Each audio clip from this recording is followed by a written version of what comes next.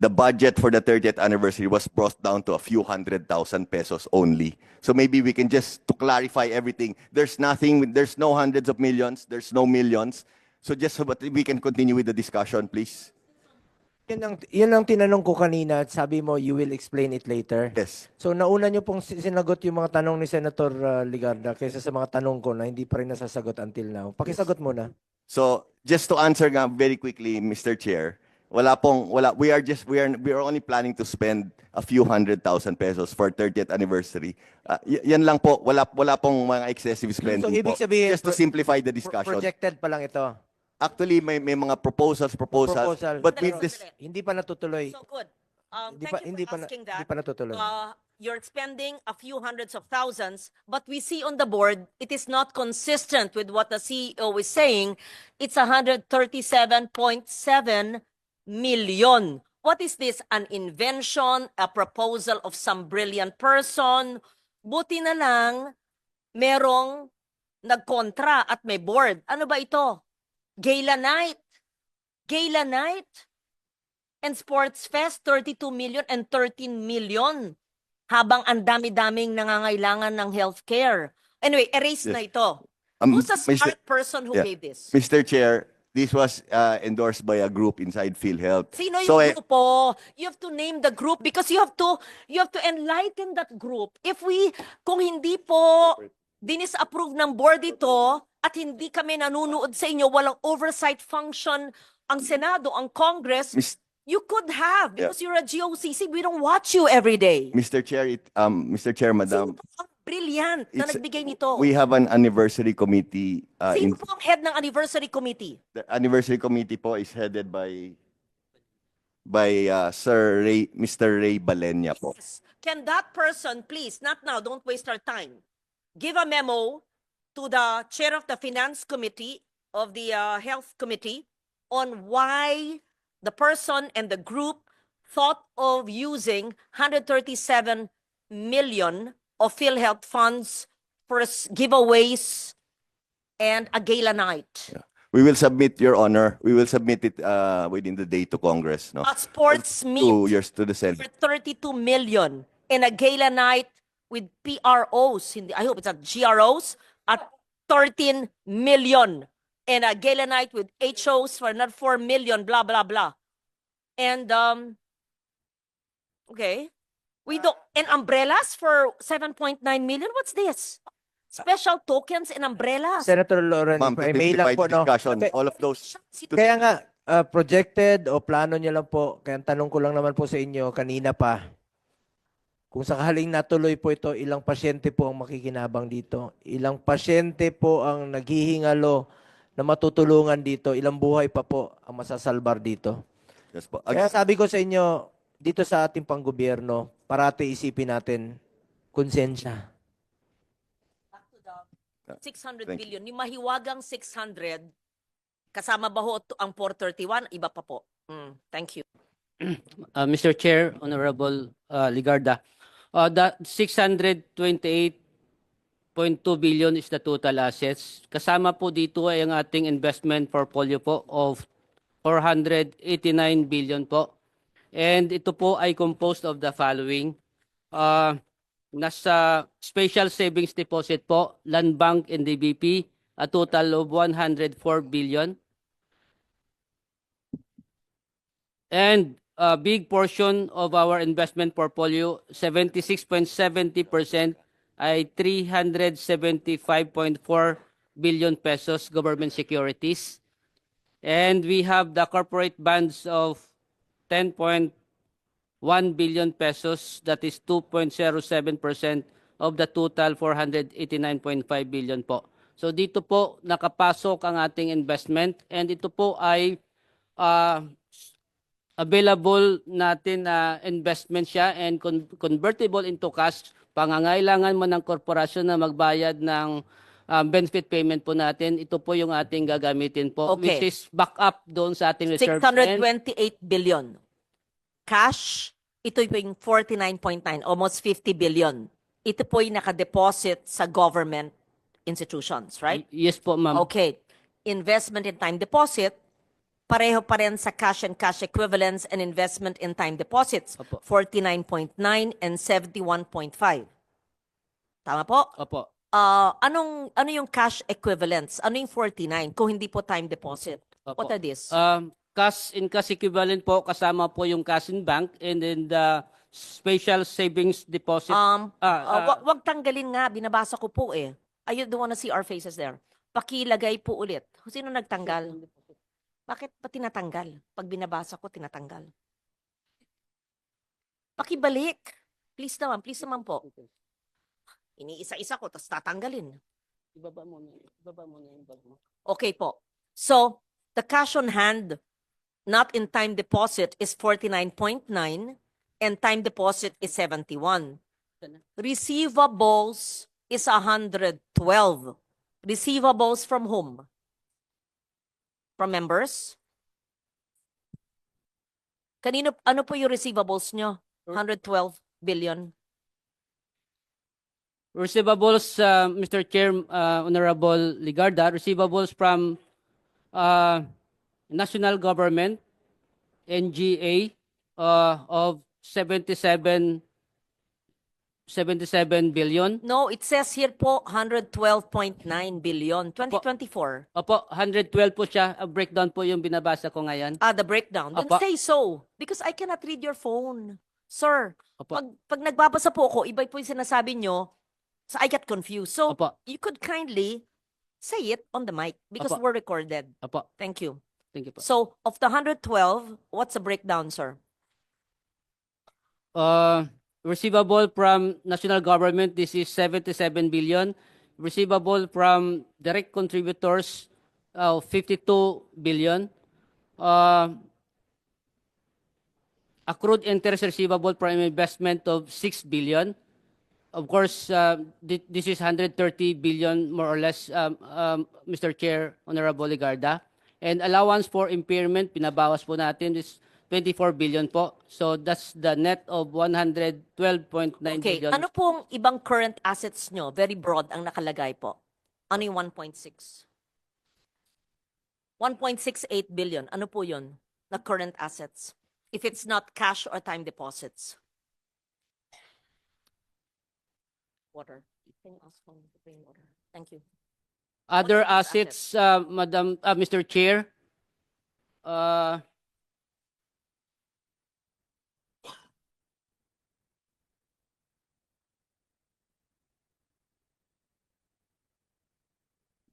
part of these other assets are the following, or composed of the following. We have the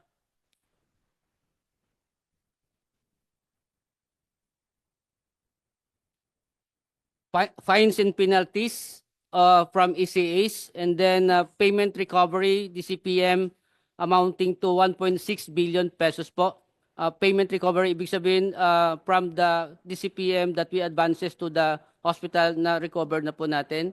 And of course, kasama din po dito, compromise penalty of hospital amounting to 24 million pesos. Yun po.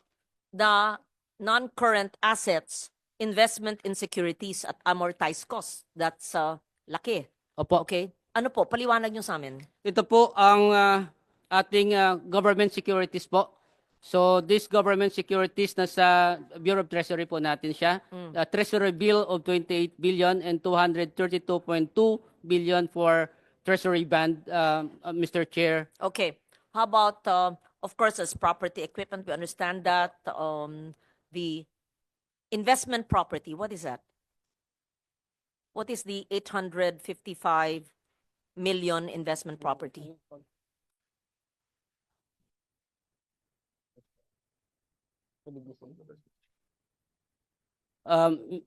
Mr. Chair, Honorable Ligarda, this investment property are lupa nasa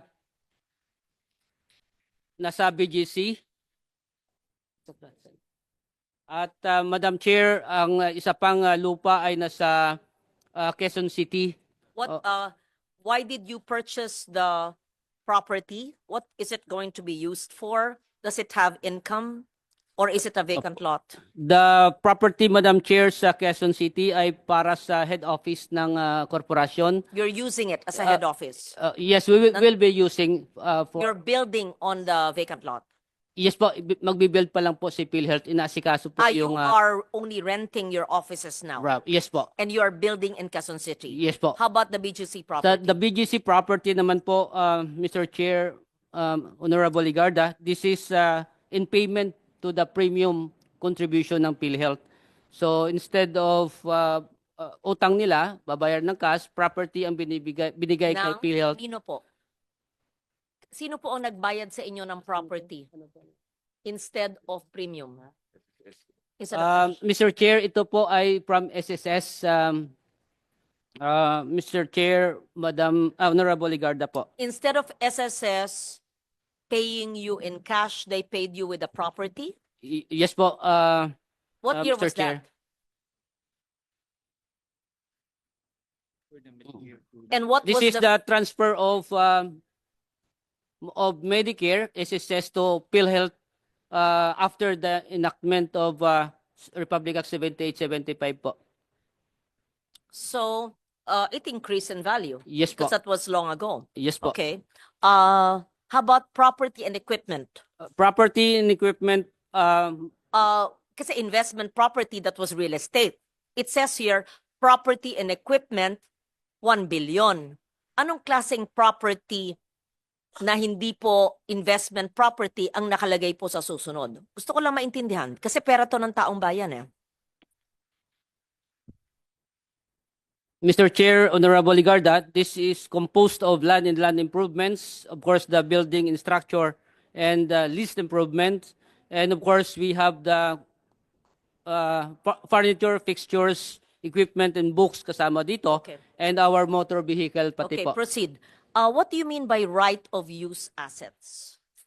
Right of use assets, Madam, Mr. Chair, Honorable Ligarda, ito po yung sa rental po ng corporation. Mga opisina po natin that we are renting that is being capitalized right now and then form part of the non-current assets How po. about intangible assets? Intangible assets, Mr. Chair, Honorable Ligarda, these are mga softwares that the corporation bought or developed, ginagamit po sa ating operation po. Okay. Earlier this year, there was a proposal, an attempt to utilize 89.9 billion, was it?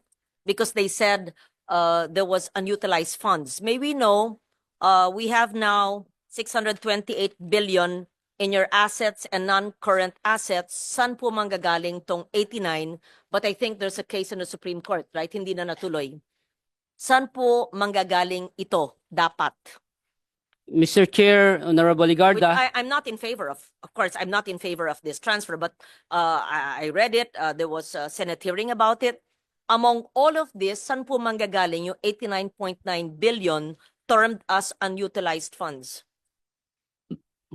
Apo, we have 89.9 and of course, na-transfer na po natin ang 60 billion. Ito po ay kinuha ang 89.9 as part of our surplus or excess. And then, ang ginamit natin na Galing po dito sa 628, hindi po. yung pera po ay nanggaling po dito sa ating investment in time deposit or in our investment in securities as well. Kaya bumaba po yung ating investment portfolio of 60 billion po as report as of October po because ang ating na-transfer po out of the 89.9 ay isang 60 billion already po. Where is the 60 billion now? The 60 billion is transferred to the Bureau of Treasury po. So where did the 60 billion come from? In the current assets, investment, and time deposits, or in others in the non-current assets? Yes po, portion of that one ay kinuha po natin sa investment securities at amortized cost. Ibig sabihin, yung mga na mature na mga securities po natin, and of course, ang ating time deposit, ay nilikom po natin at saka binigay natin in 3 tranches po to. So this figures, dinededuct na po itong 89.9. Yung 60 billion Yung pa lang 60. po. Opo. And there's 29.9 still Opo. here. Opo, as part of our liabilities po. Where is your liabilities there? Show us what Oo. line. Can you please move upward? Salamat po. Meron pa pala dyan. Opo. Okay. So, ibig sabihin, you are mandated to transfer the 29.9 billion even with the Supreme Court case? No po, we stop Mr. Chair, Honorable Ligarda, the transfer, that's the reason why it's part ng liability pa lang po because we have the What will TRO. happen to the 60 billion in the Bureau of Treasury? It was already transferred by PhilHealth to the Bureau of Will it Treasury. be returned to PhilHealth? And what use will it be? Or will it stay there? May I know? Mr. CEO? Chair, just a brief history, Madam Chair. So the case was filed with the Supreme Court. Now, we had already transferred 60 billion, and for the remaining 29.9 billion, that was supposed to be transferred middle of November of this year. However, November 2 or November 3, the Supreme Court came up with Yes, the TRO. yes. So na withhold po Yes. yung last 29.9. Yung Oh, 29.9, gagamitin nyo pa to sa PhilHealth na. Yes po. Yes po. So part na ito ng inyong working And the budget. 60 billion? Yes po. Wala. Yung 60 billion, Okay, wala now na. going back to the question of Senator Legarda, the 60 billion was already transferred to the Bureau of Treasury. Now, I don't know, we're waiting for the decision of the Supreme Court, but as of now po, nasa kanila na po 'yan, and yung 29.9 naiwan po sa amin, no? As to your question, Madam Chair, if we will get it back or not, we are just Okay. waiting for the decision. Was it approved by the board? The Yes transfer? po. Yes po. It And was did it affect your operations? The It- services to the people? Mr. Chair, it did not affect our operations. It was approved by the board, and also for the information of this honorable committee, we were able to seek approvals from OGCC, from GCG, and from COA prior to the release po. This came we- from your... Senator Lauren, if I Yes, may lang po, yes. no? Kanina na-discuss namin ito. When we started at around 10:30 a.m., wala sanang excess funds na wawalasin ang National Treasury. Wala sanang reserve fund na ganun kalaki, ballooning, kung inagahan po nila ang kanilang pag-expand ng benefit packages. Pag inagahan nila ang kanilang increasing the case rates, inagahan nila na palawakin pa ang kanilang serbisyo. Ngayon lang sila nagkakandara pa dahil naging controversial na po ang PhilHealth. So, sana napaaga po itong dapat ninyong gawin. Maraming mga kababayan natin, mga pasyenteng mahirap ang nakinabang dito. So, please lang po, shape up. Please, shape up po. Bilisan nyo. Kasi sinabi nyo noon, 9,000 case rates po yan. Kaya, kailangan nyo ng panahon. Since July 30 na po tayo nag-hearing. Monthly tayo nag-hearing dito. Kaya nga po na, ito yung mga health workers natin, ma'am, na nabayaran na po ang kanilang health emergency allowances. Since March pa itong hearing natin, 11th hearing ko na po ito. Yun nga, isa rin po sa napaka-importanting tatalakayin natin ngayon dito, aside from PhilHealth, ay ito pong health emergency allowances. Baka bago maubos ang oras natin dito sa compute ay gusto nating importante lang po ito na ayaw kong makaligtaan. Kasi dito nag-umpisa itong hearing na ito eh. Dito sa health emergency allowances natin. Una-una, issue about health emergency allowances na services rendered na pinagpawisan, pinagpaguran po ito ng mga health workers natin. Sa ating pagpupursige, salamat sa DBM at DOH, finally, nabayaran na nila, nababa na yung pondo sa regional offices. Ang tanong na lang po ngayon is how about the appeals? Kasi ang daming naingganyong mag-claim. Dahil nagkaroon sila ng pag-asa na babayaran po sila.